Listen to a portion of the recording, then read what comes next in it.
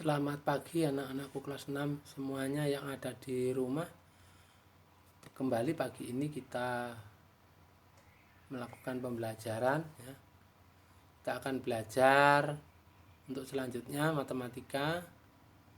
Namun sebelumnya anak-anakku semuanya, harapan Pak Prak tidak ada yang absen.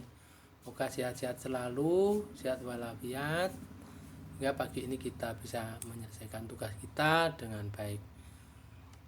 Anak-anakku semuanya, mari kita pagi ini kita melakukan pembelajaran, khususnya kita akan belajar tentang luas permukaan bangun ruang. Nah, tentang luas ya. Yang kita pelajari pagi ini yaitu tentang luas permukaan bangun ruang, khususnya pada bangun kerucut. Nah, ya. Kalau kita ingat kerucut, bentuknya seperti itu, kayak topi. Nah, di sana ada kerucut itu memiliki dua sisi, yaitu sisi alas dan sisi lengkung. Sisi lengkungnya disebut selimut kerucut. Nah, selain itu kita juga harus tahu yang namanya jaring-jaring kerucut. Nah, di situ jaring-jaring kerucut.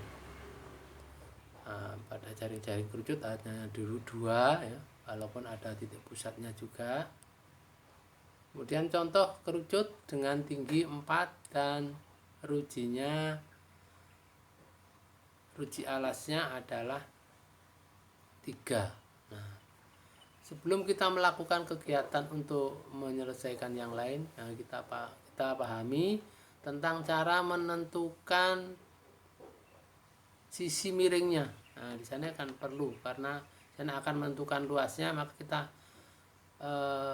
sisi miring pada kerucut sering juga disebut sebagai garis pelukis ya. Di sana caranya menentukan dengan menggunakan Pitagoras. Kalau ingat ya, Pitagoras yaitu akar pangkat 2. Nah, dikali di akar pangkat 2 dari tinggi kuadrat ditambah dengan ruji alas kuadrat. Nah, itu ya, di sana ketemu. Contohnya ini 3 kuadrat ditambah 4 kuadrat sama dengan 9 ditambah 16, 25. Jadi di kuadrat, di akar pangkat 2 dari 25, 5. Itu adalah garis pelukisnya 5. Nah, ini contohnya kerucut lagi. Nah, misalnya contoh tinggi 8 dan ruji alasnya 6. Ya, kita cari sisi alas garis pelukisnya. Sana 6 kuadrat tambah 8 kuadrat sama dengan 36 ditambah 64, 100. Di akar ada 10. Nah, itu ya. Baru itu kita bisa menentukan luas permukaannya. Luas permukaan kerucut itu yaitu V kuadrat, VR kuadrat, luas alas ditambah luas selimut. Luas selimut rumusnya VRS, sedangkan luas alasnya VR kuadrat, sehingga bisa digabung dari keduanya itu, yaitu untuk menentukan secara singkat, yaitu luas permukaan kerucut VR kali R ditambah S ya. Kemudian jadi kerucut yang rujinya 6 dan tingginya 8 cm, luas permukaannya. Sebelum menentukan luas, cari luas alasnya. Luas alasnya berbentuk lingkaran, mencari luas lingkaran hingga hasilnya ada 113,4. Kemudian mencari panjang garis miringnya. Nah, di situ di akar dari 100. Oh, di situ maaf, itu ada 36 ditambah 100, salah, itu harusnya 100 ya akarnya. Salah itu. Yang 10 itu. Di maaf, itu ada kesalahan sedikit itu ya. Nah, tolong. Terus kemudian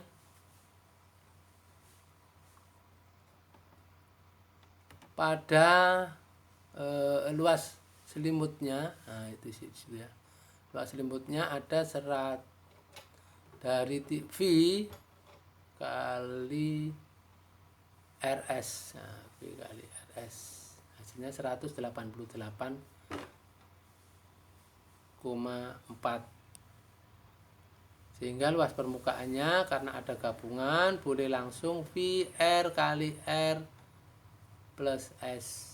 Nah, hasilnya adalah 301,44. Nah, itu yaitu pada luas permukaan kerucut. Kemudian kita lanjutkan kepada bangun yang lain, luas permukaan tabung. Nah, kita tabung. Tabung itu ada jaring-jaringnya ya. Tabung memiliki 3 jaring-jaring, yaitu 2 lingkaran, 1 bentuknya persegi panjang yang berfungsi sebagai tinggi. Nah, itu ya. Menentukan luas selimut tabung dengan keliling lingkaran kali tinggi tabung. Nah, keliling lingkaran. VDT. Nah, itu ya. VDT 2 VR kali tingginya.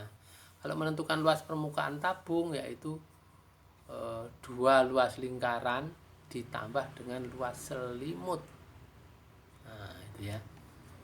Sehingga bisa dirangkum juga 2 kali VR kali R ditambah tingginya. Sehingga contohnya pada tabung ini ya. Nah, dengan diameternya 14 artinya rujinya 7, tingginya 20.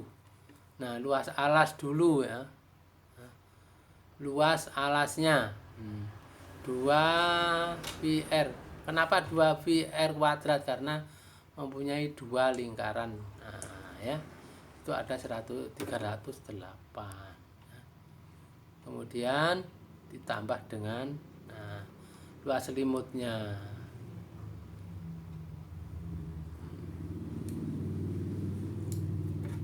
Nah, di situ ya, sehingga luasnya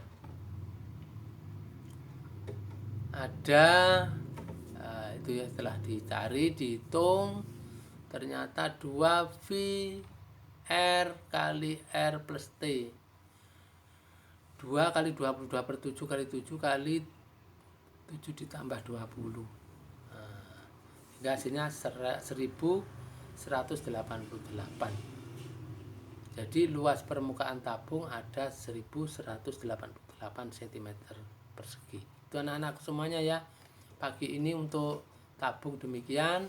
Selamat bertugas, Tuhan memberkati.